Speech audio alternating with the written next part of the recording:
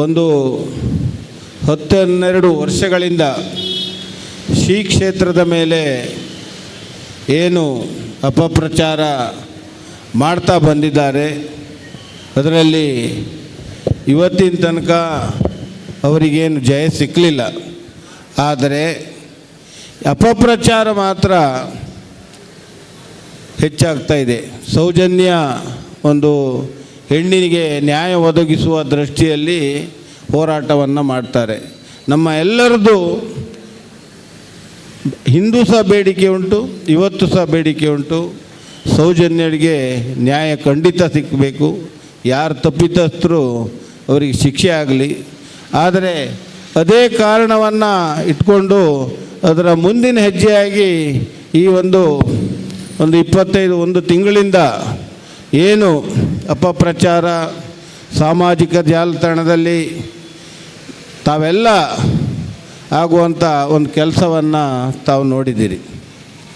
ಶ್ರೀ ಕ್ಷೇತ್ರ ಧರ್ಮಸ್ಥಳ ಈ ಸಮಾಜದ ಬಗ್ಗೆ, ಈ ಜನರ ಒಂದು ಏಳಿಗೆಗಾಗಿ ಏನೆಲ್ಲ ಕೆಲಸ ಮಾಡಿದೆ ನಮಗೆಲ್ಲ ಅರಿವಿದೆ. ಅದರದ್ದು ಎಲ್ಲ ವಿಭಾಗಗಳಲ್ಲಿಯೂ ಶಿಕ್ಷಣದಿಂದ ಹಿಡಿದು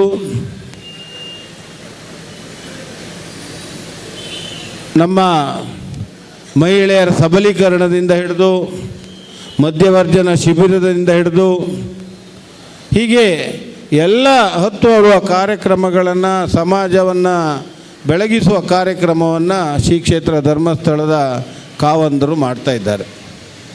ಇವತ್ತು ನಮ್ಮ ಮಹಿಳೆಯರು ಸ್ವಾವಲಂಬಿಯಾಗಿ ಅವರವರ ಕ್ಷೇತ್ರದಲ್ಲಿ ದುಡಿಲಿಕ್ಕೆ ಸ್ವಸಹಾಯ ಸಂಘದ ಮೂಲಕ ಇವತ್ತು ಸರಿಸುಮಾರು 50 ಕರ್ನಾಟಕದಲ್ಲಿ ಒಂದು 50-60 ಸಾವಿರ ಸ್ವಸಹಾಯ ಸಂಘ ಮೂಲಕ ಒಂದು 50 ಲಕ್ಷ ಮಹಿಳೆಯರಿಗೆ ಅವರ ಸಂಘದಿಂದ ಆರ್ಥಿಕ ಸಹಾಯವನ್ನು ಮಾಡಿ ಅವರ ಸ್ವಾವಲಂಬಿಗಳಾಗಿ ಬದುಕುವಂತೆ ಮಾಡಿದ ಕೆಲಸ ಶ್ರೀ ಕ್ಷೇತ್ರದಿಂದ.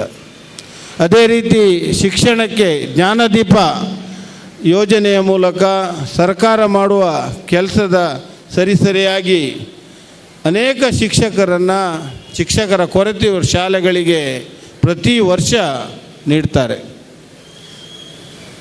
ಹೀಗೆ ಒಂದು ಸಮಾಜದ ರಕ್ಷಣೆಗೆ, ನಮ್ಮ ಸಂಸ್ಕೃತಿಗೆ, ನಮ್ಮ ದೇವಸ್ಥಾನಗಳ, ನಮ್ಮ ಹಳ್ಳಿಯಲ್ಲಿರುವ ಯಾವುದೇ ದೇವಸ್ಥಾನಗಳ ಅಭಿವೃದ್ಧಿಗೆ ಬೇಕಾದರೆ ಸಹಾಯವನ್ನು ಮಾಡಿದ ಧರ್ಮಸ್ಥಳ ಕ್ಷೇತ್ರ, ಸ್ಮಶಾನದಿಂದ ಹಿಡಿದು ಯಾವುದೇ ಕೆಲಸಗಳಿಗೆ ಅವರಿವತ್ತು ಬೆಂಬಲವಾಗಿ ನಿಂತಿದ್ದಾರೆ.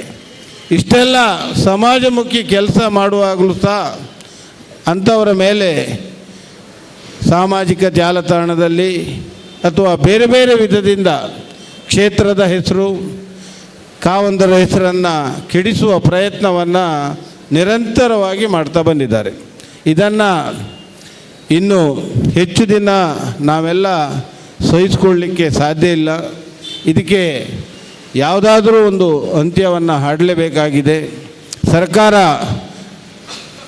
ಯಾರು ಅಪಪ್ರಚಾರ ಮಾಡ್ತಾರೆ, ಯಾರು ಸಾಮಾಜಿಕ ಜಾಲತಾಣದಲ್ಲಿ ತೇಜೋವಧೆಯನ್ನು ಮಾಡ್ತಾರೆ, ಇಂಥವರ ಬಗ್ಗೆ ಕಠಿಣ ಕ್ರಮವನ್ನು ಮುಂದಿನ ದಿನ ತೆಗೆದುಕೊಳ್ಬೇಕು. ಆ ನಿಟ್ಟಿನಲ್ಲಿ ನಾವು ಇವತ್ತು ಕುಂದಾಪುರದಲ್ಲಿ ಎಲ್ಲ ಸೇರಿ ಜನಾಕ್ರೋಶವನ್ನು ಹೊರಹಾಕ್ತಾ ಇದ್ದೇವೆ. ಇದಕ್ಕೆ ಕ್ಷೇತ್ರದೊಟ್ಟಿಗೆ, ಕ್ಷೇತ್ರದ ಎಲ್ಲ ಕೆಲಸಗಳೊಟ್ಟಿಗೆ ನಾವೆಲ್ಲ ಇದ್ದೇವೆ ಅಂತೇಳಿ ಹೇಳಲಿಕ್ಕೆ ಬಯಸಿ ಈ ಜನಾಕ್ರೋಶ ಒಂದು ಸಭೆಗೆ ಯಶಸ್ವಿ ಆಗಲಿ ಅಂತೇಳಿ ಹಾರೈಸ್ತಾ ಅವಕಾಶಕ್ಕಾಗಿ ಎಲ್ಲ ಶ್ರೀ ಕ್ಷೇತ್ರ ಧರ್ಮಸ್ಥಳದ ಹಾಗೂ ಪೂಜ್ಯ ಹೆಗ್ಗಡೆಯವರ ಅಭಿಮಾನಿಗಳೇ, ಇವತ್ತು ದಕ್ಷಿಣ ಕನ್ನಡ ಜಿಲ್ಲೆ ಹಾಗೂ ಉಡುಪಿ ಜಿಲ್ಲೆಯ ಹೆಚ್ಚಿನ ಬಡ ದೇವಸ್ಥಾನಗಳು ಜೀರ್ಣೋದ್ಧಾರಗೊಂಡದ್ದಿದ್ದರೆ ಅದಕ್ಕೆ ಕಾರಣ ಶ್ರೀ ಕ್ಷೇತ್ರ ಧರ್ಮಸ್ಥಳ. ಇವತ್ತು ದಕ್ಷಿಣ ಕನ್ನಡ ಜಿಲ್ಲೆ ಮತ್ತು ಉಡುಪಿ ಜಿಲ್ಲೆಯ ಹೆಚ್ಚಿನ ಎಲ್ಲ ವಿದ್ಯಾಸಂಸ್ಥೆಗಳು ಉನ್ನತಿಗೆ ಏರಿದ್ದಿದ್ದರೆ, ಅಭಿವೃದ್ಧಿ ಆಗಿದ್ದಿದ್ದರೆ ಅದಕ್ಕೆ ಕಾರಣ ಶ್ರೀ ಕ್ಷೇತ್ರ ಧರ್ಮಸ್ಥಳ. ಇವತ್ತು ಬಡ ಮಹಿಳೆಯರಿಗೆ, ದುರ್ಬಲರಿಗೆ ಸಬಲರಾಗಲಿಕ್ಕೆ ಗ್ರಾಮಾಭಿವೃದ್ಧಿ ಯೋಜನೆಯ ಮೂಲಕ ಅವರನ್ನು ಸಬಲರಾಗಿಸಲಿಕ್ಕೆ ಕಾರಣ ಶ್ರೀ ಕ್ಷೇತ್ರ ಧರ್ಮಸ್ಥಳ. ಇವತ್ತು ತಮ್ಮ ಮಕ್ಕಳ ಮದುವೆಯನ್ನು ಮಾಡಲಿಕ್ಕೆ ಅಸಹಾಯಕರಾಗಿ, ಆರ್ಥಿಕವಾಗಿ ದುರ್ಬಲರಾಗಿದ್ದಂಥ ಜನಗಳಿಗೆ ಅಭಯ ನೀಡಿ ಸಾಮೂಹಿಕ ಮದುವೆಗಳ ಮೂಲಕ ಅವರಿಗೆ ಒಂದು ನೆಲೆ ಕಲ್ಪಿಸಿಕೊಟ್ಟದ್ದು ಶ್ರೀ ಕ್ಷೇತ್ರ ಧರ್ಮಸ್ಥಳ. 1, 2, 3, 4 ಇಡೀ ದಕ್ಷಿಣ ಕನ್ನಡ ಜಿಲ್ಲೆ ಮತ್ತು ಉಡುಪಿ ಜಿಲ್ಲೆ ಮಾತ್ರವಲ್ಲ, ಇಡೀ ಕರ್ನಾಟಕದಾದ್ಯಂತ ಜನ ಇವತ್ತು ಶ್ರೀ ಕ್ಷೇತ್ರ ಧರ್ಮಸ್ಥಳಕ್ಕೆ ಋಣಿಯಾಗಿದೆ, ಶ್ರೀ ಹೆಗ್ಗಡೆಯವರಿಗೆ ಋಣಿಯಾಗಿದೆ. ನಾನು ಒಂದು ಘಟನೆ ಹೇಳ್ತೇನೆ ನಿಮಗೆ. ಬರೀ ಸಂಸ್ಥೆಗಳಿಗೆ, ದೇಗುಲಗಳಿಗೆ, ವಿದ್ಯಾಸಂಸ್ಥೆಗಳಿಗೆ ಮಾತ್ರ ಅವರು ಸಹಾಯ ಮಾಡಿರುವಂಥದ್ದಲ್ಲ. ನಾನು ಪತ್ರಕರ್ತನಾಗಿ ಅತ್ಯಂತ ಕ್ರಿಯಾಶೀಲನಾಗಿ ಇರ್ತಕ್ಕಂಥ ಸಮಯದಲ್ಲಿ ಕಲಮರ್ಗಿ ಎನ್ನುವಂಥ ಒಂದು ಜಾಗದಲ್ಲಿ ಕುಡುಬಿಯರ ಒಂದು ಕೇರಿ ಇದೆ. ಆ ಇಡೀ ಕೇರಿಗೆ ಬೆಂಕಿ ಬಿದ್ದು ಭಸ್ಮ ಆಯಿತು. ನಾನು ಹೋಗಿದ್ದೆ ಛಾಯಾಗ್ರಾಹಕರನ್ನು ಕರ್ಕೊಂಡು. ಅದರ ಚಿತ್ರ ತೆಗೆದು ಉದಯವಾಣಿ ಸಹಾಯದಿಂದ ಬರೇ ಒಂದೇ ಒಂದು ತಿಂಗಳಲ್ಲಿ ಕಲ್ಮರ್ಗಿಯ ಇಡೀ ಕೇರಿಯ ಪುನರ್ನಿರ್ಮಾಣ ಆಯಿತು ಅಂತ ಹೇಳಿದರೆ ಇದೊಂದು ಪವಾಡದ ಸದೃಶದಲ್ಲಿ ಆಯಿತು. ಅದಕ್ಕೆ ಕಾರಣ ಶ್ರೀ ಕ್ಷೇತ್ರ ಧರ್ಮಸ್ಥಳ. ಹೀಗೆ ನಮ್ಮ ಬದುಕಿನ ಸ್ತರಗಳಲ್ಲಿಯೂ ಶ್ರೀ ಕ್ಷೇತ್ರ ಧರ್ಮಸ್ಥಳ ಹಾಸು ಹೊಕ್ಕಾಗಿದೆ, ನಮ್ಮ ಶ್ರದ್ಧಾ ಕೇಂದ್ರವಾಗಿದೆ. ಪೂಜ್ಯ ಖಾವಂದ್ರದಂತಹ ಧರ್ಮಸ್ಥಳದ ಶ್ರೀ ವೀರೇಂದ್ರ ಹೆಗಡೆಯವರು ಎಲ್ಲರ ಗೌರವಾದರಗಳಿಗೆ ಪಾತ್ರರಾಗಿದ್ದಂಥ ವ್ಯಕ್ತಿ. ಅಂಥದ್ದರಲ್ಲಿ ದುರ್ದೈವವಶಾತ್ ಇವತ್ತು ಅಂಥ ಒಂದು ಪವಿತ್ರ ಕ್ಷೇತ್ರದ ಮೇಲೆ, ಅಂಥ ಒಂದು ಪೂಜ್ಯ ವ್ಯಕ್ತಿಗಳ ಮೇಲೆ ಕೆಸರೆರೆತಕ್ಕಂತಹ ಕೆಲಸಗಳು ನಡೀತಾ ಇರುವಾಗ ಈ ಜಿಲ್ಲೆಗಳ ಜನ ಸುಮ್ಮನೆ ಕೂತರೆ ಅದನ್ನು ದೇವರು ಕೂಡ ಕ್ಷಮಿಸುವುದಿಲ್ಲ. ಹಾಗಾಗಿ ಇವತ್ತು ಇಷ್ಟೊಂದು ಸಂಖ್ಯೆಯಲ್ಲಿ ಶ್ರೀ ಕ್ಷೇತ್ರದ ಭಕ್ತರು, ಶ್ರೀ ಹೆಗ್ಗಡೆಯವರ ಅಭಿಮಾನಿಗಳು ಇಲ್ಲಿ ಸೇರಿ ಜನಾಗ್ರಹದ ಮೂಲಕ ಇಂತಹ ಅವಮಾನಕರವಾದಂತಹ ಅಪಪ್ರಚಾರದ ಕೃತ್ಯಗಳನ್ನು ಖಂಡಿಸಲಿಕ್ಕೆ ಒಟ್ಟಾಗಿದ್ದಾರೆ. ನಮ್ಮ ಕುಂದಾಪುರದ ಶಾಸಕ ಶ್ರೀ ಕಿರಣ್ ಕೊಡ್ಗೆಯವರ ಹಿರಿತನದಲ್ಲಿ ಬಂದಿದ್ದಾರೆ. ಅಭಿನಂದನವಾದ ಸಂಗತಿ. ಇದನ್ನು ನಾವೆಲ್ಲರೂ ಕೂಡ ಒಕ್ಕೊರೆಯಿಂದ ಖಂಡಿಸಲೇಬೇಕು. ಹಾಗಾಗಿ ಪವಿತ್ರವಾದಂಥ ಕ್ಷೇತ್ರಕ್ಕೆ ಅಪಚಾರ ಮಾಡ್ತಕ್ಕಂಥ ಒಂದು ಕೃತ್ಯಗಳಿಂದ ಅಂಥ ಪವಿತ್ರ ಕ್ಷೇತ್ರಕ್ಕೆ ಏನೂ ಆಗುವುದಿಲ್ಲ. ಆ ಪೂಜ್ಯ ಹೆಗ್ಗಡೆಯವರ ವ್ಯಕ್ತಿತ್ವಕ್ಕೆ ಏನೂ ಆಗುವುದಿಲ್ಲ.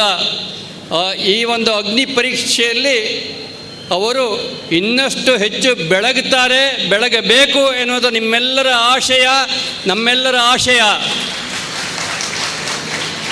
ಅದನ್ನು ನಾವು ಶ್ರೀ ಕ್ಷೇತ್ರ ಧರ್ಮಸ್ಥಳಕ್ಕೆ ತಿಳಿಸ್ತೇವೆ. ನಾವು ನಿಮ್ಮ ಹಿಂದೆ ಇದ್ದೇವೆ, ನಾವು ಒಗ್ಗಟ್ಟಾಗಿದ್ದೇವೆ. ಈ ಹಿಂದೆ ಎಂದೂ ಕೂಡ ಇಷ್ಟು ಒಗ್ಗಟ್ಟು ನಾವು ಕಾಣಲಿಲ್ಲ.